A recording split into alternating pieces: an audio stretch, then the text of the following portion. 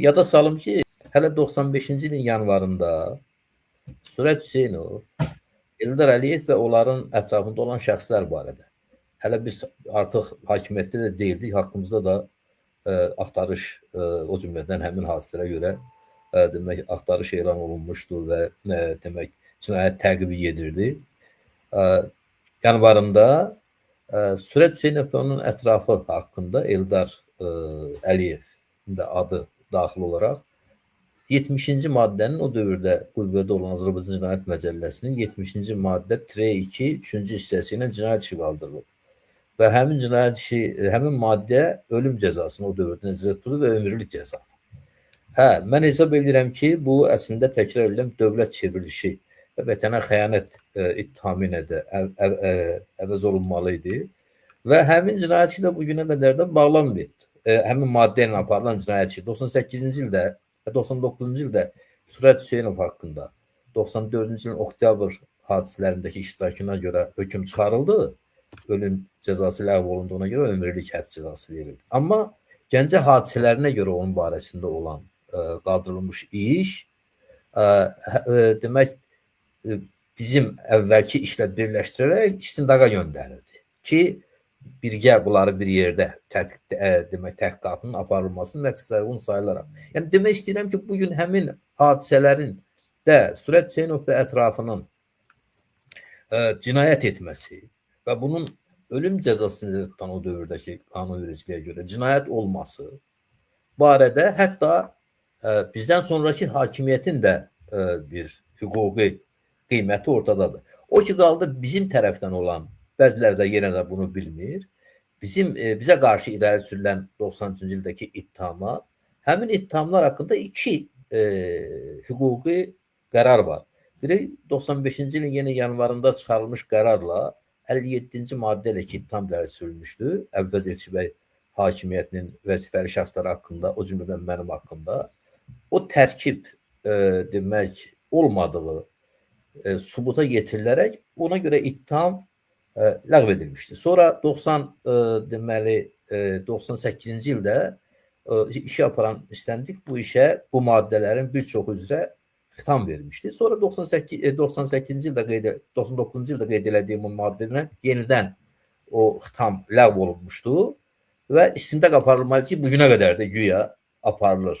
Yəni demək istəyirəm ki, nəinki bunun siyasi və yaxud belə müstəqil demək təhlil və təhqiqi. Bu barədə hüquqi dəlil və sübutlar da ortadadır.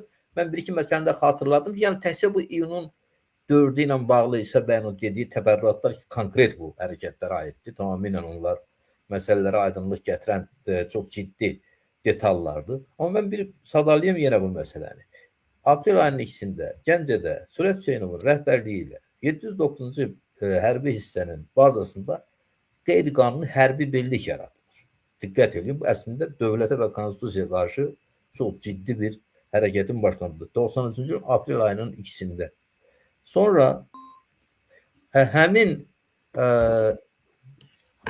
hərbi birlik may ayının 10-unda dövlətə ultimatum verir. Ki, ayın sonuna qədər əgər demək ölkədə o bir məsələn çörəyin qiyməti 4 dəfə ucuzlaşmasa, sonra vəsait tərəflər kimi qoyaraq və ahali sovetinin siyasəti çağırılmasa, diqqət edin, artıq buraxılmış, ləğv edilmiş, səlahiyyətləri ləğv edilmiş, olmasa bütün səlahiyyəti özlərinə götürür. Bu elə qiyamın siyasi cəhətdən başlanğıcı idi. May ayının 10-unda. O həmin məktub da qol çəkilərək həmin şəxslər tərəfindən prezidentə və ahali sovetə göndərilib və cinayət işinin içində var.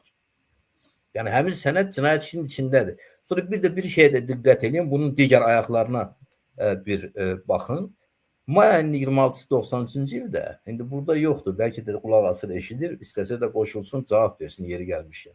Rəhim Qaziyev ilk dəfə olaraq Əbülfəz Elçibəy prezident seçildikdən sonra ilk dəfə olaraq may ayının 26-sında Milli Məclisdə prezidentin istifasını tələb edir. Çünki hazırlıq gedirdi, o isə bəy dedi hakim, buna əvvəldən hazır gedir. May ayının 26-sında birdən-birə artıq o yuxarıda qeyd edildiyi kimi danışıqlar gedir, sülh müqavilələri məsələsi gözlənilir, ermənilərin Kəlbəcərdən çıxması barədə ciddi mesajlar ortadadır.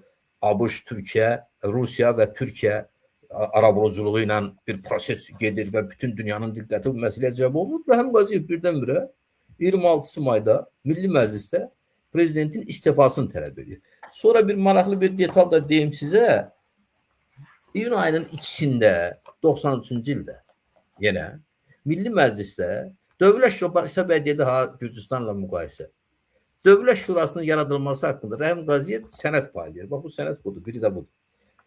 Dövlətçiliyə doğru adlanır. İyun 93-cü il və burada Dövlət Şurasının yaradılmasını tələb edir. Diqqət edin, 2 iyun 93-cü ildə qiyamın o hərəkətə keçməsindən 2 gün əvvəl. Və ondan bir gün sonra gəlir, həmin gün Moskvaya uçur. Qiyam başlanandan sonra da dərhal Bakıya qayıdır. Və yaxud Yeni Azərbaycan Partiyasının həmin hadisələrə demək münasibəti. Uzun müddət Yeni Azərbaycan Partiyası və onun rəhbərliyi bu məsələdən kənarda durmağa çalışır. Bir, o Ali Sovetin çağırılması məsələsindəki həmrəylikdən başqa. Ali Sovetin çağırılması haqqındakı həmrəyliyə Arif Rəhimzadə başda olmaqla demək Yeni Azərbaycan Partiyasının o dövrdə üzvləri olan demək şəxslər də keçmiş Ali Sovetin, səlahiyyətlər almış Ali Sovetin daha dəqiq ifadə etsək, deputatlar da qol çəkir. Və demək iyun ayının 30-unda Yeni Azərbaycan Partiyası təşkilatlarına hazır olun komandası verilir. 30-unda. Demək, iyunun 2-sində də telefon danışıqları və s. bunlar hamısı cinayət işinin içində olmalı və Milli Təhlükəsizlik Nazirliyinin o vaxt o dinləmə sənədlərində özünün əksini tapmışdı. Yəni demək istəyirəm ki, digər başqa Sosial Demokrat Partiyasının rəhbərliyi peyda olur demək Gəncədə. Bir qədər sonra ayın 15-də artıq qiyam başladıqdan sonra Talışmağan Respublikası elan olunur Lənkəranda və s. Yəni bu həqiqətən də nüvəsində, mərkəzində o Surət Hüseynov, onun qeyri-qanuni silahlı dəstəsi, o komandanın durduğu, amma siyasi qolları olan, hələ bir Ağsaqqallar Şurası da yaratmışdılar. 2 dəfədə iclası keçirilmişdi Gəncədə, Ümumi Respublika. Respublikanın da baş ağsaqqalı bilirsiniz kim elan olmuşdu? Həmin o dırnaq arasındakı Ağsaqqallar Şurasında Surət Hüseynov. Surət Hüseynov Azərbaycanın baş ağsaqqalı elan olmuşdu. Yəni demək istəyirəm ki, bu məsələ həm xaricdə, özdə müxtəlif paytaxtlarda, əsasən Moskvada təbii ki, həm də daxildə, həm o qeyri-qanuni hərbi dəstə, İsabət toxundu onların o hərəkətinə ki, həqiqətən də hesab eləyək ki, məqsədə uyğun olmayan qərar verib Müdafiə Naziri qanunsuzdur. Ona görə silahlı müqavimət olar, hərəkətə keçirlər, absurd daxil, yəni mümkün deyil bu. O baxımdan da yəni bu məsələyə, bu əlavələri qeyd eləmək istədim ki, bu gün də heç kəs onlardan, indi bəziləri ilahi bir ədalət və həlak olublar və üstündən də artıq 33 il bir qərinə demək keçibdir, bəziləri ölübdür artıq və bununla da o cəzanı özləri ilə aparıblar. Bir çoxları da sağdır və ümumiyyətlə isə nəticələri isə hələ də özünün o demək mənfi təsirini göstərməkdə o hadisənin davam edir. O baxımdan da sözün doğrusu mən bu məsələdə mənim yanaşmam ondan ibarətdir ki, indiki nəsilləri ayıran bir hadisəyə çevrilməsin. Amma hər kəsin bizcə daxil olmaqla, elə bir laf deyək başda mən olmaqla, hakimiyyət iqtidar tərəfdən, o qiyam dediyimiz və özlərində özlərinin hərəkətlərini necə adlandırmasından asılı olmayaraq, digər tərəfində sağ olan şəxslər üçün də mənəvi məsuliyyət və siyasi məsuliyyət, lap elə hüquqi məsuliyyət də məncə qalır və heç kəs də bundan yaxasını kənara çəkməli deyil. Mən yeri gəlmişəm, öz tərəfimdən hərbi prokurorluğa bir neçə dəfə müraciət eləmişəm və tələb eləmişəm ki, bu məsələ barədə, mənim barəmdə bu cür ağır ittihamlar səsləndirilir. Mən bunun məhkəmə istintaqının aparılmasının, başa çatdırılmasını tələb edirəm. Axırıncı dəfə keçən illəri müraciət eləmişəm hərbi prokurora. Və bu məsələyə mən bəraət tələb edirəm özüm üçün. Mən o cür ittihamlar vaxtı ilə demək haqqında qaldırılıbdır. Təkcə mən öz şəxsimi, fərdimi nəzərdə tuturam. Bütövlükdə bizim hakimiyyətin digər şəxslərini də nəzərdə tuturam, amma öz adımdan müraciət eləmişəm. Ərizə vermişəm rəsmən, yazılı olaraq, qayda aldıraraq. Və mənə elə gəlir ki, bu məsələlər aydınlıq gətirilməlidir. Bizim tarixçilər bu məsələyə öyrənməlidir.